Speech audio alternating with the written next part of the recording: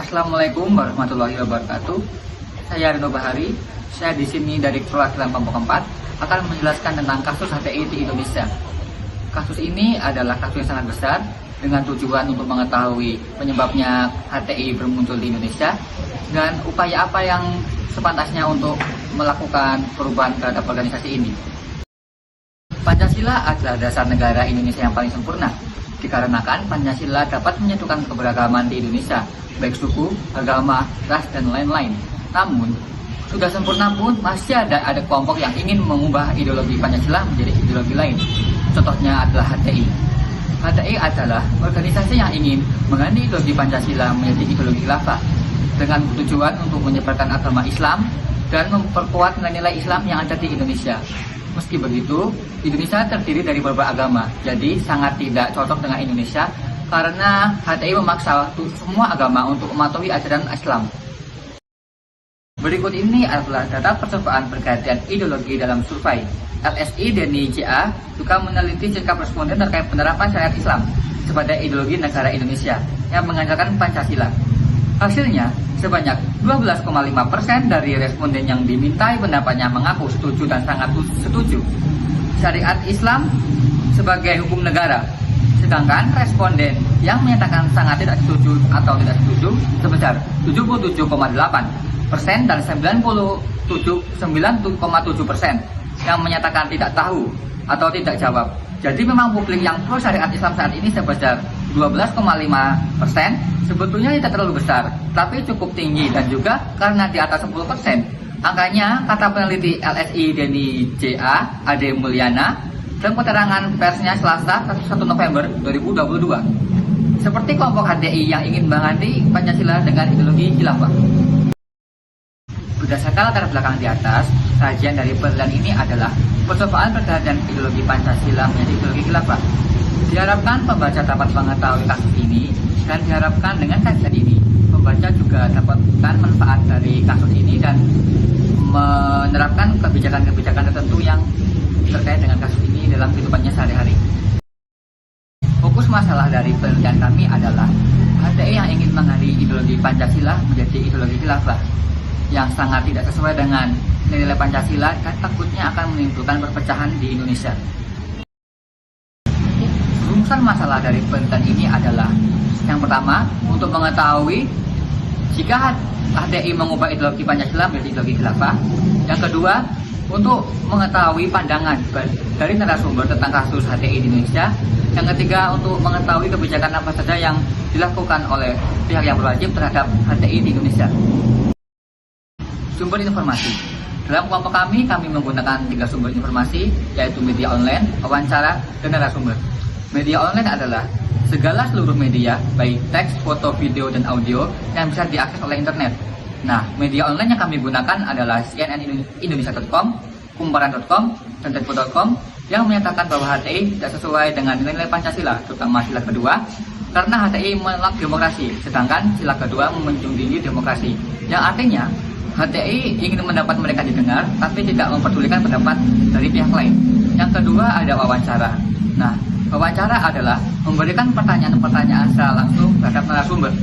Nah, kelompok kami menggunakan wawancara terpimpin, di mana wawancara ini kami menyusun pertanyaan terlebih dahulu sebelum pergi ke narasumber, sehingga dalam melakukan wawancara kami bisa menyelesaikannya dengan secara efektif dan berkualitas. Yang ketiga ada narasumber. Narasumber adalah orang yang sangat berpengalaman atau ahli di bidangnya. Seperti yang kami wawancarai ini adalah orang-orang yang ahli dalam di bidang kasus HTI ini. Untuk memperkuat informasi kami melakukan wawancara dengan berbagai narasumber dan bisa selanjutnya kami ingin memperlihatkan ketika kami wawancara dengan narasumber. Baik, Assalamualaikum, selamat siang Ibu. Waalaikumsalam, siang ya. Apa kabarnya Bu? Alhamdulillah sehat. Semoga kesehatan Ibu selalu terjaga. Amin. Perkenalkan, nama saya Mega Ananta dari Fakultas Keguruan dan Ilmu Pendidikan Universitas Muhammadiyah Prinsebo. Saya akan melakukan wawancara dengan Ibu terkait kasus HTI yang ingin mengganti ideologi Pancasila dengan khilafah. Saya akan mengajukan beberapa pertanyaan kepada Ibu dan mohon untuk berkenan untuk memberikan informasi. Untuk waktu wawancara mungkin sekitar 5-10 menit. Apakah Ibu bersedia?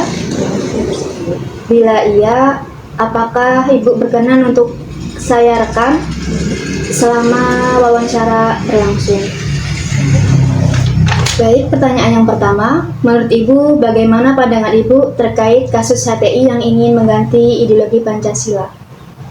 Menurut pandangan saya, apa yang dilakukan oleh HTI terkait keinginan mereka untuk mengganti ideologi Pancasila dengan sistem kekhalifahan kurang tepat, karena Indonesia terdiri dari banyak suku, bangsa, dan agama. Tentu akan lebih tepat apabila hal itu dilakukan di negara dengan hanya ada satu agama, yaitu Islam. Sementara kalau di Indonesia nampaknya kurang tepat.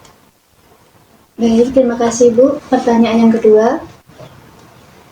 Menurut Ibu, kebijakan apa yang harus dilakukan oleh pemerintah terkait kasus HTI ini? Menurut pendapat saya, pemerintah harus lebih tegas dan kemudian juga harus lebih waspada. Dan ketika ada lembaga-lembaga atau organisasi-organisasi keagamaan yang ingin masuk dan kemudian ingin atau yang beredar di masyarakat, harus dipantau, dikontrol, dan syarat utamanya adalah tidak boleh bertentangan dengan ideologi Pancasila. Baik, pertanyaan yang terakhir. Menurut Ibu, bagaimana seharusnya umat Muslim merespon tentang kasus HTI ini? Ya, menurut pendapat saya, umat Islam harus menyadari bahwa sistem kekhalifahan belum cocok untuk diterapkan di Indonesia. Seperti yang sudah kita bersama bahwa memang yang paling tepat adalah ideologi Pancasila yang bisa mempersatukan keragaman budaya, agama, dan segala hal yang ada di Indonesia. Seperti itu. Terima kasih Bu telah memberikan informasi. Saya ucapkan terima kasih kepada Ibu telah meluangkan waktunya, dan semoga ilmu yang Ibu berikan bermanfaat. Saya akhiri. Wassalamualaikum warahmatullahi wabarakatuh. Waalaikumsalam warahmatullahi wabarakatuh. Bagaimana pandangan Ibu terkait HTI yang ingin mengubah ideologi Pancasila menjadi ideologi khilafah, mengingat kembali di Indonesia itu berbingkai tunggal? Karena ya sejelasnya nggak setuju dan nggak mungkin juga ideologi itu diganti dengan ideologi khilafah. Mereka sendiri yang merumuskan ideologi khilafah nggak benar-benar memahami ideologinya, tiba-tiba datang dengan konsep ingin mengganti konsep Bhinneka Tunggal Ika yang sejak dulu dirumuskan, sudah sesuai dengan ajaran manapun, terutama ajaran Islam sendiri, sudah sesuai sekali. Kalimat Bhinneka Tunggal itu tiba-tiba mereka datang, baru belum lama mereka merasakan keresahan dari kata Bhinneka Tunggal Ika itu sendiri, dan mereka ingin mengganti. Mereka ingin mengganti juga dengan ideologi yang belum matang. Konsepnya belum dimatangkan, konsepnya agak mustahil, dan mereka sendiri bingung akan konsep mereka. Jadi gimana orang mau percaya?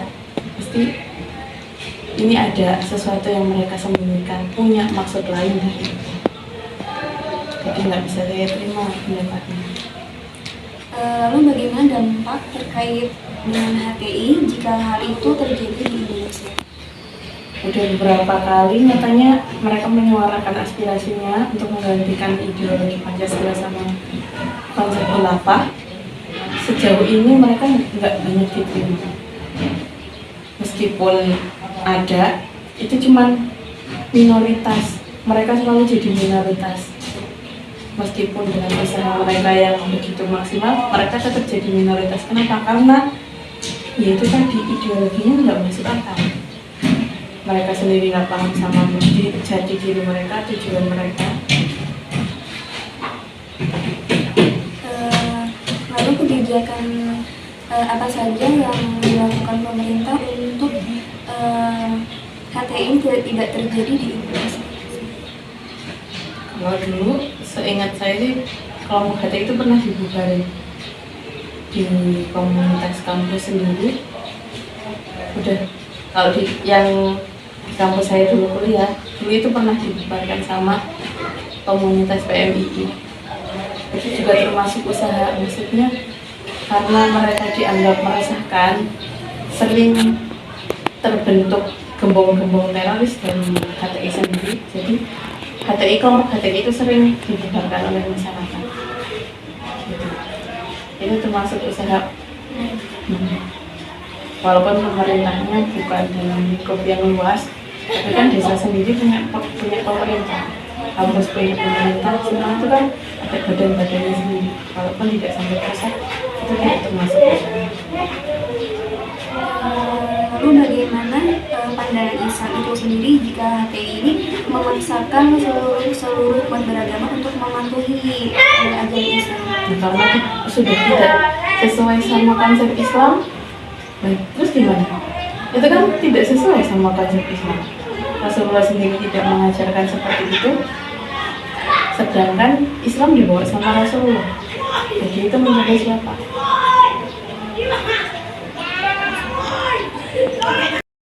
Sebenarnya ada pelaku dari hati ini, tetapi karena pertanyaan kami bersifat sangat privasi sehingga mereka tidak berkenan untuk kami wawancarai, sehingga kami mengambil informasi dari internet. Mengapa kelompok HTI melakukan hal tersebut? Karena kelompok HTI merasa bahwa umat Islam itu sering ditindas oleh pihak-pihak lainnya, sehingga mereka ingin mengganti ideologi Pancasila menjadi ideologi khilafah guna mendapat perhatian dari Indonesia dan ormas-ormas lainnya yang ada di Indonesia. Nah, begitu juga dengan yang selanjutnya, karena narasumber kami tidak paham tentang materi kami, jadi kami mengambil dari internet tentang kebijakan pihak berwajib terhadap kasus HTI. Kebijakannya adalah, setelah Mahkamah Agung dan PT UN membubarkan HTI, Persatuan Polisi Indonesia atau Polri mengerahkan pasukan-pasukannya untuk menangkap dan membubarkan HTI. Hal itu juga Polri sudah diberikan izin untuk menangkapnya agar HTI tidak menyebarkan isu-isu yang dapat memperpecah umat beragama di Indonesia. Langkah-langkah pengumpulan informasi. Langkah-langkah mengumpulkan informasi, kami menggunakan media online yang kami cari melalui handphone. Yang kedua, kami lakukan wawancara, kami mencari narasumber dengan ahli-ahli di bidang kasusnya agar kami mendapat jawaban yang jelas. Yang ketiga, narasumber. Nah, dari wawancara tersebut, narasumber kami memberikan keterangan atau informasi yang pasti terhadap kasus kami yang kami ingin jelaskan kepada Anda agar Anda mendapatkan solusi yang jelas dari kasus kami. Sekian, terima kasih dari saya. Kurang lebihnya saya mohon maaf. Saya akhiri. Wassalamualaikum warahmatullahi wabarakatuh.